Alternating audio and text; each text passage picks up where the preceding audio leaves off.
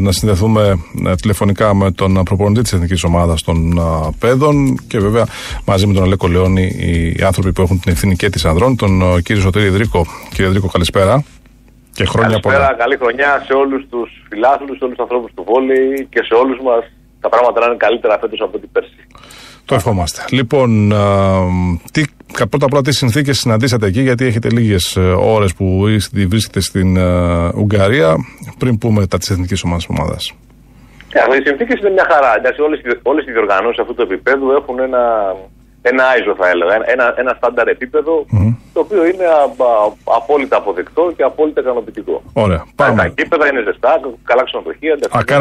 Κάνατε και προπόνηση δηλαδή.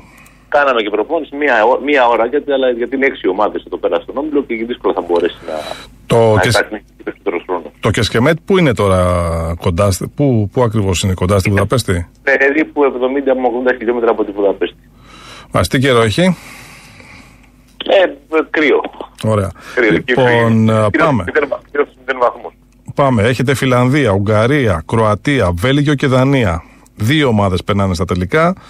Πού θα χτυπήσουμε και ποιες είναι οι τελευταίες πληροφορίες που μαζεύετε, που φαντάζομαι ότι από την ώρα που έχετε πάει εκεί, ό,τι έχετε συλλέξει, χρήσιμο θα είναι. Αύριο το πρώτο παιχνίδι με τους Φιλανδούς, στις 10 ώρα Ελλάδος, προηγούνται οι αναμετρήσεις Δανία, Βέλγιο και Ουγγαρία, Κροατία.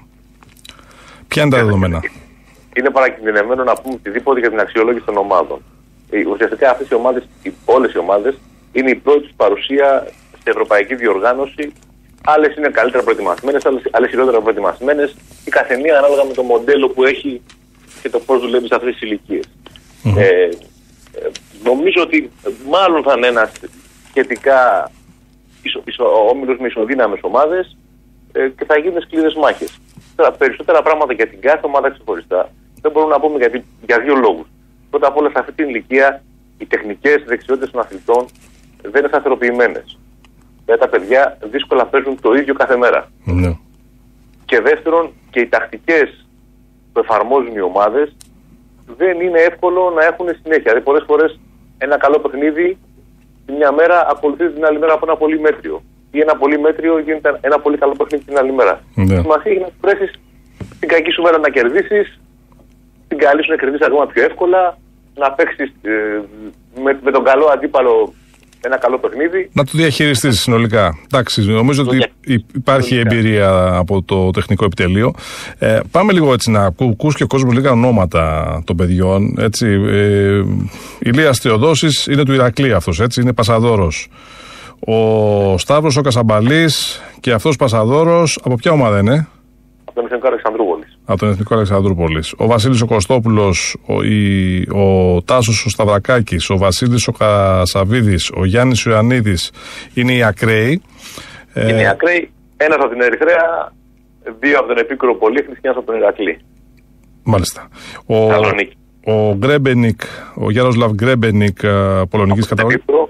Από τον Επίκουρο. Κεντρικός. Κυριάκος Πυριούνης και αυτός κεντρικός, έτσι, μαζί με τον Νίκο Μελέ, ο οποίος μπήκε τελευταία στιγμή στη 12η. Γιατί? Ο Σπυριούνης είναι κεντρικός λόγω ειδικών συνθηκών. Είναι ένα παιδί που είναι γεννημένο το 1997, είναι μόλις 15 χρονών. Δεν ξέρω αν θα παίξει τη θέση του κεντρικού μεγαλώνοντας και παίζοντας βόλεϊ, αλλά επειδή υπάρχει ένα πρόβλημα σε αυτή τη χρονιά στα παιδιά που είναι να παίξουν κεντρική και επειδή έχουμε και απώλειες σε αυτή τη θέση και λόγω εξετάσεων και λόγω τραυματισμών, προσπαθούμε να τον εντάξετε του κεντρικού παίχτη για να μας βοηθήσει. Μάλιστα. Μετά είναι ο Γιώργος Τζουμάκας που είναι και το μεγάλο αστέρι, είναι ο διαγώνιος της ομάδας, ο διαγώνιος του Ηρακλή. Έχει τις εμπειρίες από τον Ηρακλή και την Volley League και νομίζω ότι αυτό είναι και το μεγάλο κέρδος για αυτόν τον παίκτη. Αλλά από την άλλη έχει επιβαρυνθεί πάρα πολύ, έτσι, και θα βγάλει τα παιχνίδια. Κοιτάξτε να σου πω, εντάξει, είχε ένα τραυματισμό, είναι η αλήθεια, πριν περίπου 25 μέρες. Νομίζω ότι έγινε πολύ καλή αποκατάσταση του τραυματισμού του. Αυτή τη στιγμή είναι σε καλή κατάσταση και αν προπονείς κάθε μέρα. Και οι αθλητές δεν υπάρχει. Εδώ πέρα είμαστε 12 αθλητές, έχουμε να παίξουμε 5 μάτς. Πρέπει να τα βγάλουμε, δεν γίνεται αλλιώς. Μάλιστα. Μετά είναι ο Θεόδωρος ο Τσαδήμας, το παιδί αυτό που είναι από τη Λαμιά. Από τη Λαμιά, από τη Θεία, από τη δεύτερη ομάδα της Λαμίας. Ο γιος του προπονητή, ναι. Ναι. Μάλιστα. Ο Οδυσσέας ο Τσιράκης και αυτός ο Λίμπερο, που πού είναι το παιδί αυτό? Από τον Ηρακλή, και αυτός είναι οι δύο λίμπερο της ομάδας. Μάλιστα, τα δύο λίμπερο. Πολύ ωραία. Λοιπόν, από εκεί και πέρα μου λέγατε και σε ανύποπτο χρόνο ότι υπάρχει μια φουρνιά 30 παιδιών που θα σηκώσουν όλο το βάρος και από εκεί, από αυτή την δεξαμενή, θα αντλήσει το ελληνικό βόλεϊ και θα στελεγώσει και τις υπόλοιπες εθνικές ομάδες τα επόμενα χρόνια. Πείτε μου λίγο. Αυτό ακριβώς είναι η πραγματικότητα. Εγώ αναλαμβάνοντας αυτή τη θέση από τον Νοέμβριο και με τη βοήθεια της Ομοσπονδίας έκανα κάποιες συγκεντρωτικές προπονήσεις σε Αθήνα, Θεσσαλονίκη και Αλεξανδρούπολη. Διαπίστωσα ότι υλικό έχουμε, έμψυχο υλικό έχουμε. Το πρόβλημα ξεκινάει κυρίως από τον τρόπο που δουλεύουμε. Και όχι τον τρόπο που δουλεύουμε γιατί δεν ξέρουμε να δουλέψουμε, αλλά για τις συνθήκες που υπάρχουν στην ελληνική εκπαίδευση κυρίως, είναι αποθητικές για να μπορέσει ένα παιδί να ασχοληθεί ενεργά και σωστά με τον αθλητισμό. Αφήνουμε δυστυχώς στα σωματεία, που είναι δύσκολο να έχουν πληθώρα καλών αθλητών ένα σωματείο, ξεχωρίζουν ένα ή δύο παιδιά σε κάθε σωματείο, και ζητάμε να κάνουμε μια υψηλού επίπεδου προπόνηση όταν δεν έχουν ούτε τα μέσα ούτε και τον τρόπο πιθανά. Από την άλλη μεριά, τα παιδιά αυτά είναι πολύ δύσκολο να μπορέσουν να παρακολουθήσουν, ειδικά αυτά που είναι τρίτου λυκείου, έναν καθημερινό ρυθμό πρωταθλητισμού, να κάνουν κάθε μέρα προπόνηση δηλαδή, γιατί υπάρχουν υποχρεώσεις πάρα πολλές των μαθημάτων. Είναι μια αδυναμία μεγάλη του ελληνικού εκπαιδευτικού συστήματος, που προφανώς πλήγει πρώτα απ' όλα και τον αθλητισμό. Φαντάζομαι ότι αν ήταν στο χέρι σας, θα προτείνατε την καθιέρωση και μάλλον την επαναφορά των αθλητικών σχολείων, έτσι, τα οποία όμως στο παρελθόν είχαν παρεξηγηθεί.